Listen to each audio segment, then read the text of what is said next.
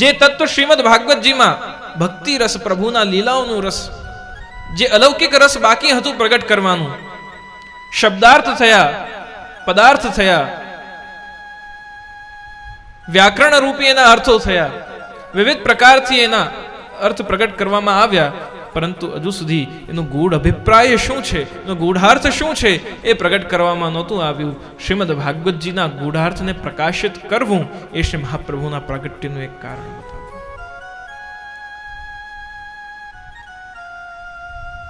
સાકાર બ્રહ્મવાદની સ્થાપના કરવી. અન્ય મતો એવું માને કે માયાના આધીન થઈને અને માયા ભગવાનને દેહ આપે, ઇન્દ્રિયો આપે, શરીર આપે, અને એ માયાથી, માયાના આધીન થઈને બ્રહ્મ પોતાની લીલા કરે.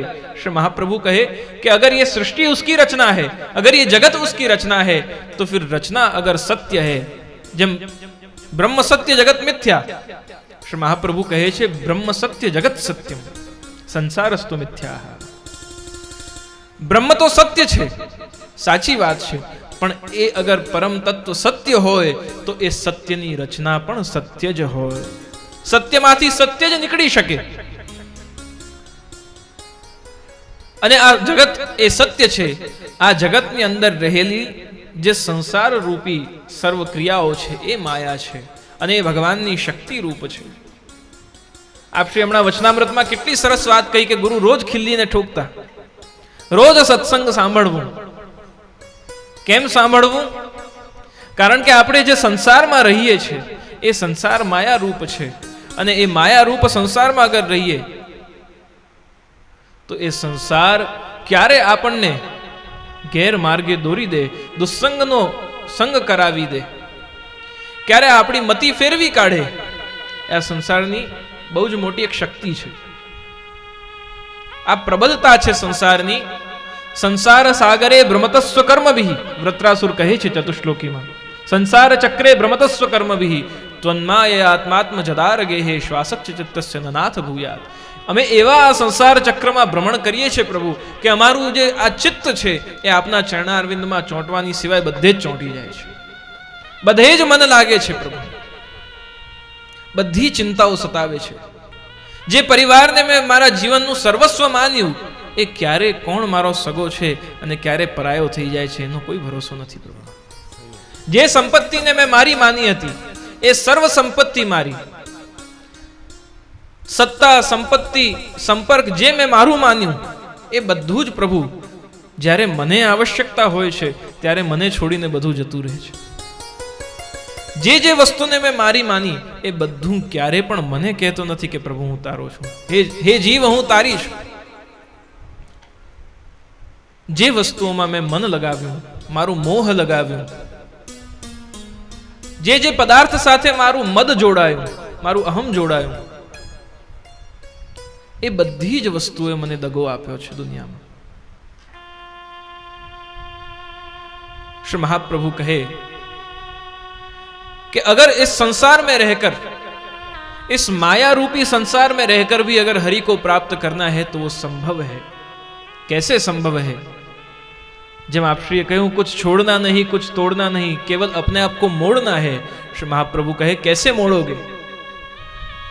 કેવી રીતે પોતાની જાતને વાળી શકાય? માનસીસા પરામતા સુધી કેવી રીતે જઈ શકાય? ચિત્તની પ્રવૃત્તિ સંસારમાંથી હટીને અને ભગવત સેવામાં અલૌકિકતામાં કેવી રીતે જશે? તો એની માટે શ્રી મહાપ્રભુ કહે ગ્રહમ સર્વાત્મતાત્યાજ્યમ તચ્ચેત ત્યક્તુમ ન શક્યતે કૃષ્ણાર્થમ તત્પ્રયુંજીત કૃષ્ણ સંસાર મોચક. આ જે સંસાર છે એ સંસારમાં રહેલી આપણી અહમતા અને મમતા. અહમતા ક્યાં રહે? અહમતા રહે આ શરીરમાં, અંતઃકરણમાં. મન, બુદ્ધિ, ચિત્ત અને અહંકાર ચોથું બતાવ્યું. શરીરમાં અહંકાર રહે છે અને મમત્વ ક્યાં રહે? જે સત્તા હોય આપણી, આપણી સંપત્તિ, આપણું પરિવાર, આપણું ધન, જે આ શરીર સાથે અન્ય બહારના પદાર્થો જોડાયેલા છે એ સર્વ વસ્તુ સાથે આપણું મમત્વ રહે કે આ તો મને મળે, આ તો મારું છે. श्री महाप्रभु कहे, जो अगर आ बे वस्तु न छूटती हो, मैं और मेरा, अगर ये दो चीज न छूट सकती हूं तो क्या करो?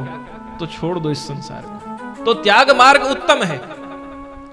अगर इस संसार में रहकर तुम त्याग वृत्ति नहीं ला सकते तो इसे छोड़ना ही उत्तम है, उसका त्याग करो। और अगर त्याग करने के बाद भी उसी का विचार आता रहे तो उसी में रहकर त्यागपूर्ण दृष्टि से उस परमात्मा को प्राप्त करो। आज આપણે જોઈએ, શ્રી મહાપ્રભુ કહે છે કે આ કલિકાલમાં કલૌ ભક્ત્યાદિ માર્ગા હિ દુસ્સાધ્યા ઇતિ મે મતિ, આ સુસાધ્ય નથી, દુસ્સાધ્ય છે। કેવી રીતે? કેટલા સાધુ સંતો ત્યાગ માર્ગને અપનાવીને, હું એક ઉદાહરણ આપતો હોઉં છું ઘણીવાર આ ત્યાગ વિશે। 40 વર્ષ થયા એક સાધુએ ગ્રહ ત્યાગ કર્યો, સંસારનો ત્યાગ કરીને કુટીચક અવસ્થા સુધી કુટીરમાં રહેવા લાગ્યા છે। ગામ છોડીને ગામની બહાર જઈને ઘાસની કુટીર બનાવીને અને કુટીરમાં જ રહે છે। ફલ આદિ જે પ્રાપ્ત થઈ જાય, ભિક્ષા આદિ જે પ્રાપ્ત થઈ જાય એ જ ગ્રહણ કરે છે। એવી જ રીતે ત્યાગપૂર્ણ, વૈરાગ્યપૂર્ણ જીવન જીવે છે। પણ એ વૈરાગ્યને જીવતા જીવતા એક દિવસ જ્યારે એ બહાર બેઠા બેઠા પોતાની કુટિયાની બહાર એક વૃક્ષની નીચે બેસીને અને ભગવાનનું નામ લઈ રહ્યા હતા અને અચાનક એક અવાજ આવી, આકાશમાં ગડગડાહટ થઈ અને જેમ દૃષ્ટિ ઉપર ગઈ એમ પ્લેન ઉડીને જઈ રહ્યું હતું। એ પ્લેનને જોઈને એવી ઈચ્છા થઈ કે આટલા વર્ષ થઈ ગયા સંન્યાસ લીધા, પરંતુ એકવાર પણ પ્લેનમાં બેસવાનું નથી થયું, એકવાર પણ એમાં યાત્રા નથી મળી।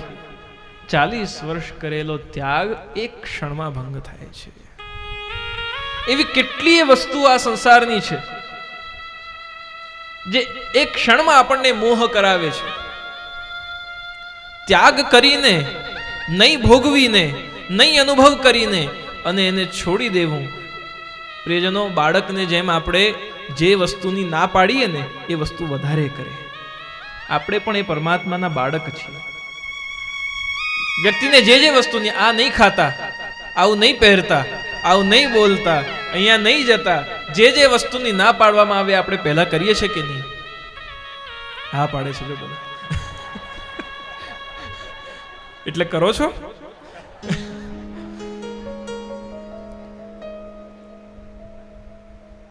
મનુષ્ય સ્વભાવ છે, જીવ સ્વભાવ તો દુષ્ટા, દોષા ભાવાય સર્વદા। આ અહમતા અને મમતા જ્યાં સુધી ન છૂટે ત્યાં સુધી જીવ કેવી રીતે પરમ તત્વને પ્રાપ્ત કરી શકશે? श्री महाप्रभु कहूं, अगर तुम छोड़ नहीं सकते हो तो फिर इतना कर लो, इस कलिकाल में तुम जहां हो, जैसे रहते हो, जिस घर में रहते हो, उसमें बस इतना कहने लग जाओ कि ये मेरी मालिकी का भले कागजों पर हो पर इसका मालिक तो श्री हरि।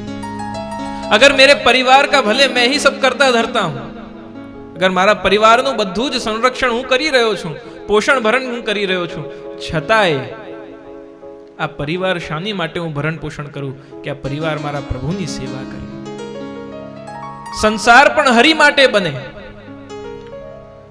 સંસારની બધી જ ક્રિયાઓ અગર શ્રી કૃષ્ણ માટે થતી થઈ જાય તો એવું વિલક્ષણ વિચાર આ કલિકાલમાં, જ્યાં ભક્તિ અતિ દુસ્સાધ્ય હતી એવા ભક્તિના પરમ કાલમાં, ભક્તિ યુગ ચાલી રહ્યો હતો જ્યારે શ્રી વલ્લભનું પ્રાગટ્ય થયું ત્યારે, અને એ ભક્તિ યુગમાં प्रगट થઈને આવો એક વિલક્ષણ વિચાર श्री महाप्रभुએ આપણને પ્રદાન કર્યો कि आप जहां हो, जैसे हो, अगर छोड़ नहीं सकते फिर आप जिस अवस्था में हो उसको कृष्णार्पण करके और श्री कृष्ण को सर्वस्व मानकर और उनकी सत्ता को सर्वश्रेष्ठ मानकर जब आप अपना जीवन जीने लग जाते हैं तो स्वतः संसार में रहते हुए भी त्याग से विशेष वैराग्य उत्पन्न हो जाता है।